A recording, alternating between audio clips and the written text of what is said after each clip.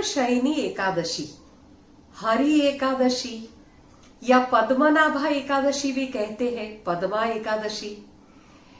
ब्रह्म वैवर्त पुराण में ये एकादशी का, ये देवशयनी एकादशी का बहुत ही महात्मा है।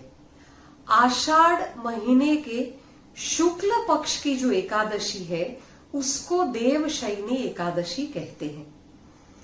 क्या देवशयनी एकादशी यानी इस दिवस पर भगवान सो जाते हैं? क्या कथा है इसकी? बहुत सुंदर दो कथा है इस एकादशी के बारे में, आइए सुनते हैं। बहुत इंटरेस्टिंग स्टोरी है। देवशयनी एकादशी और पद्मा एकादशी के बारे में धर्मराज युधिष्ठिर केशव को पूछते हैं, भगवान श्री कृष्ण को पूछते हैं कि इस एकादशी का क्या महत्व है। तब श्री कृष्ण युधिष्ठिर को कहते हैं कि ये जो प्रश्न तुमने पूछा, यही प्रश्न नारद जी ने ब्रह्मा जी को पूछा था।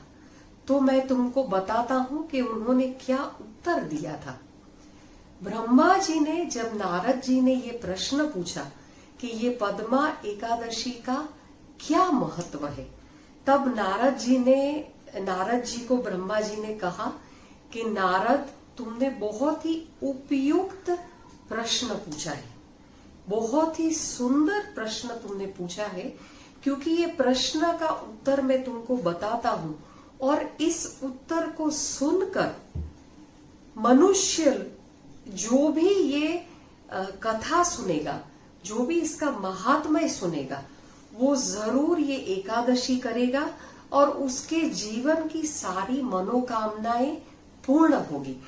इस एकादशी को मनोकामना पूर्ति एकादशी भी कहा जाता है। कहते हैं सारे पापों का नाश होता है ये एकादशी करने से, और सर्व मनोकामना पूर्ति, जो भी इच्छा है, जो भी मनोकामना है, वो पूर्ति इससे होती है। फिर युधिष्ठिर केशव को, कृष्ण को ये भी पूछते हैं कि इस एकादशी का महात्म और इस दिन किसकी पूजा करनी चाहिए, किनका आराधना करना चाहिए, कौन से देवता का पूजन करना चाहिए। तब ब्रह्मा जी बताते हैं नारद जी को कि इस दिवस पर विष्णु जी का पूजा, विष्णु जी का ध्यान करने का महात्म्य है, और उसके पीछे की जो कथा है वो ब्रह्मा जी नारद जी को सुनाते हैं। कथा ऐसी है, सूर्य वंश में, सतयुग में मांधाता नाम के बहुत पराक्रमी राजा हो गए।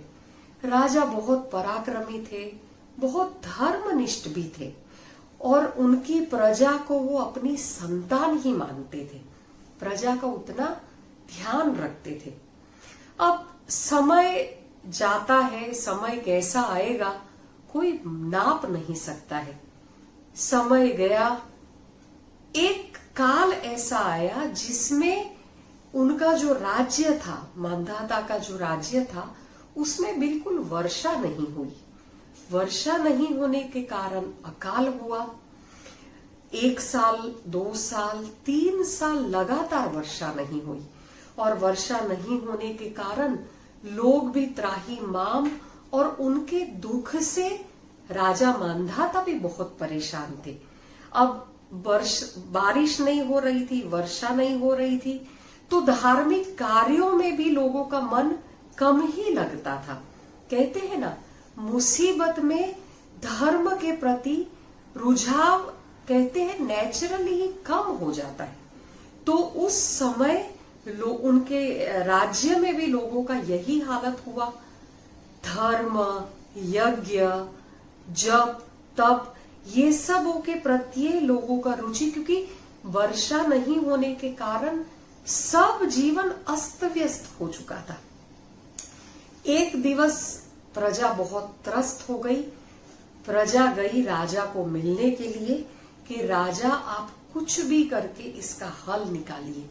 राजा बेबस था, करे भी तो क्या करे, वर्षा तो कुदरती प्रकोप माना जाता है। राजा बहुत परेशान हुआ, वो निकल पड़ा जंगल। अपने सैन्य को लेकर वो जंगल में जाता है। जंगल में बहुत अंदर, बहुत दूर तक जाता है। वहां वो एक आश्रम देखता है। वहां एक ऋषि का आश्रम उनको मिलता है। वो जाते हैं आश्रम में। वो आश्रम था ब्रह्मा जी के पुत्र अंगिरा ऋषि का। अंगिरा ऋषि के आश्रम में प्रवेश करते हैं। वहां ऋषि अंगिरा जी को प्रणाम करके साक्षात दंडवत करते हैं। ऋषि ने देखा राजा को बहुत दुखी लगे राजा। उन्होंने वहां आने का कारण पूछा, इतना दुख का भी कारण पूछा, और इस समय वन में ऐसे भटकने का भी उन्होंने कारण पूछा। तब राजा मांधाता ने पूरी बात उनको बताई कि उनके प्रजा कितनी दुखी हो रही है, 3 साल से वर्षा नहीं हो रही है, जिनके कारण लोग कितने दुखी है, और उस कारण उनका दुख दिन ब दिन बढ़ता जा रहा है। अब ये बात सुनकर राजा की आंखों में आंसू आ गए। राजा ने ऋषि अंगिरा से इसका हल पूछा। ये जो उनकी मुसीबत है, ये मुसीबत का कारण और इसका हल देने के लिए कहा। तब अंगिरा ऋषि ने बताया, देखो वो जो सतयुग का समय था, सतयुग के समय में कहते हैं वेद का अभ्यास सिर्फ ब्राह्मण कर सकते थे, ऐसा तब वचन था। पर ऋषि अंगिरा ने कहा कि तुम्हारे राज्य में एक शूद्र वेद का अभ्यास कर रहा है और बहुत कठोर तपस्या भी कर रहा है। उस समय सिर्फ ब्राह्मण ही तपस्या करते थे, अब ये शूद्र तपस्या कर रहा है, इसके कारण तुम्हारे राज्य में श्राप मिला है, और उसी श्राप के कारण 3 साल से वर्षा नहीं हो रही है। अब जब तक इस व्यक्ति का, वो जो शूद्र था, उसकी मृत्यु नहीं होगी, तुम उसको मार नहीं डालोगे, तब तक इस समस्या का हल नहीं होने वाला है।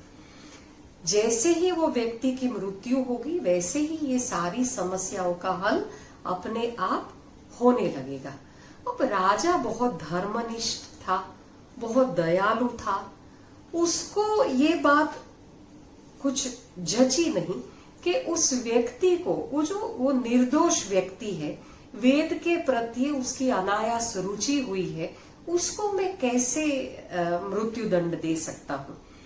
तब उसने हाथ जोड़कर प्रार्थना करके अंगिरा ऋषि से और कोई रास्ता निकालने के लिए कहा कि आप इसका और कोई उपाय बताइए, जिससे वो निर्दोष जो साधक है उसको भी मुझे दंडित नहीं करना पड़े, और मेरी जो समस्या है उसका भी हल हो। तब अंगिरा ऋषि राजा को बताते हैं कि आषाढ़ महीने की शुक्ल पक्ष में जो एकादशी आती है, तुम उस एकादशी का व्रत करना। तुम्हारे व्रत करने से उस एकादशी का पुण्य इतना है कि उस एकादशी का व्रत करने से तुम्हारी ये सारी समस्या हल हो जाएगी।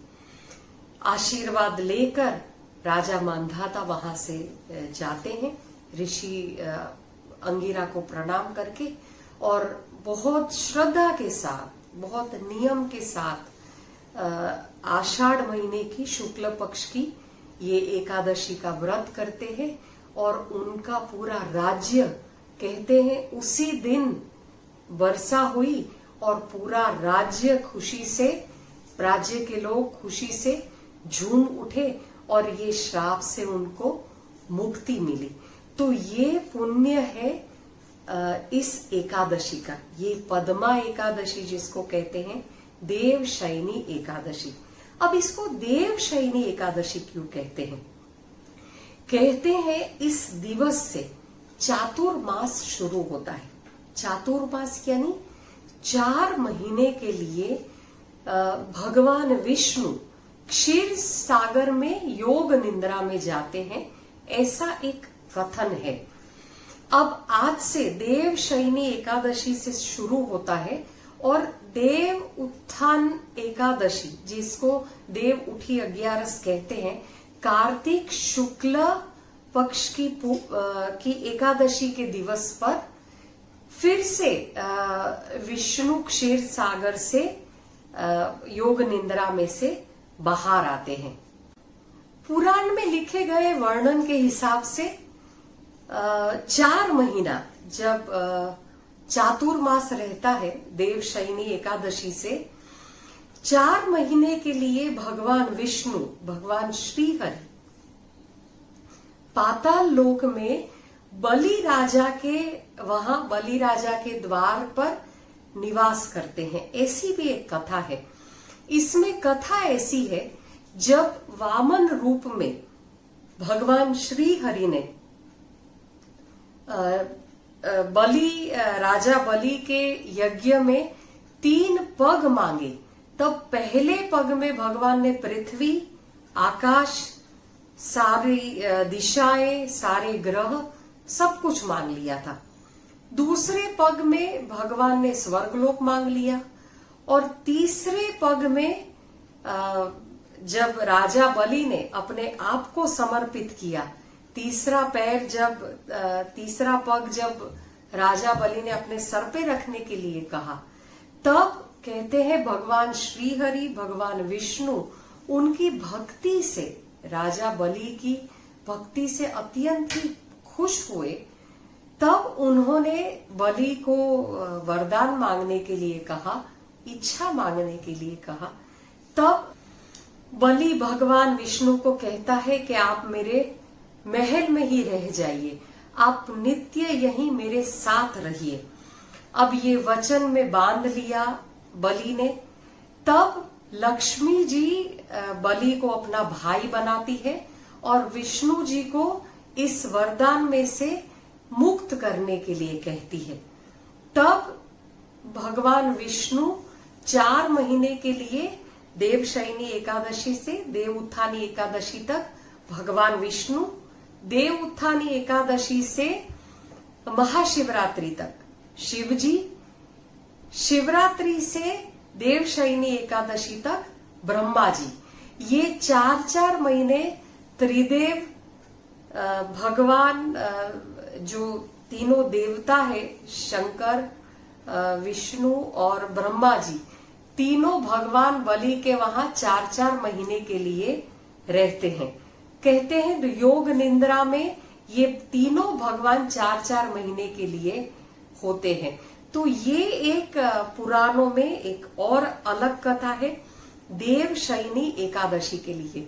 इसीलिए देव शयनी एकादशी से कहते हैं कि सारे 16 संस्कार, शुभ कार्य, वास्तु पूजन है, यज्ञोपवीत है, विवाह है, सारे जो शुभ कार्य माने जाते हैं, गौदान है, ये सारे शुभ कार्य इस दिवस से निषेध माने जाते हैं। ये 4 महीने तक ये सारे शुभ कार्य नहीं करते हैं।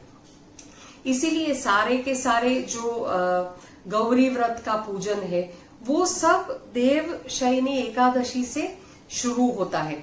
सारे जप, तप, उपवास मैक्सिमम ये जो 4 महीने है, इसीलिए चातुर्मास का व्रत भी इसी 4 महीने पर में होता है। क्योंकि हरि यानी हरि का दूसरा नाम सूर्य भी है, चंद्र भी है, अग्नि भी है। ये जब श्री हरि भगवान विष्णु जब योग निंद्रा में रहते हैं, तब सूर्य, चंद्र, आकाश, अग्नि ये सब की ऊर्जा भी कम होती है। आपने देखा होगा कि देव शयनी एकादशी के बाद ये जो चातुर्मास का समय है उसमें सूर्य की उग्रता भी कम होती है। इसी के कारण कहते हैं पृथ्वी पर जीव जंतुओं का प्रकोप, कीड़ों का प्रकोप बहुत ज्यादा बढ़ जाता है। हमारे शरीर में भी जो पित्त है, जो अग्नि है, वो भी थोड़ा सा कम हो जाता है। इसीलिए पाचन क्रिया जो हमारी है वो भी मंद हो जाती है ये 4 महीने। इसीलिए स्पेशली कहा जाता है कि ये 4 महीने के दौरान जप तप जितना हो सके उतना उपवास, चातुर्मास का जैन में, सारे के सारे अपने हिंदू में बहुत ही महत्व उपवास का, जप तप का इसी 4 महीनों में कहा गया है। तो ये थी कहानी राजा बलि ने जो वर मांगा भगवान विष्णु से, जिसके कारण तीनों देवता जो अपने ब्रह्मा, विष्णु और महेश, तीनों देवता 4-4 महीने के लिए पाताल लोक में सूतल रहते हैं। कहते हैं वो योग निद्रा में रहते हैं और हम पृथ्वी लोक पर ये 4 महीने के लिए सारे शुभ कार्य निषेध रखते हैं। देव उत्थानी एकादशी से सारे शुभ कार्य फिर से शुरू हो जाते हैं। तो ये महात्म्य है देवशयनी एकादशी का। तो अब जरूर देवशयनी एकादशी का व्रत करिए। कितनी सुंदर कथा है। हर एक पौराणिक कथा का अपना मार्मिक अर्थ है, जिसका हम अर्थ अपने जीवन के रेफरेंस से बहुत अच्छे से समझ सकते हैं। तो भगवान विष्णु सबकी रक्षा करे, सबका कल्याण करे। ओम नमो भगवते वासुदेवाय। लोका समस्ता सुखिनो भवन्तु। आपका बहुत बहुत धन्यवाद मेरा वीडियो देखने के लिए। मेरी चैनल को ज़रूर सब्सक्राइब करिए और बेल आइकन को ज़रूर प्रेस करिए ताकि सारे नोटिफिकेशन आपको मिले।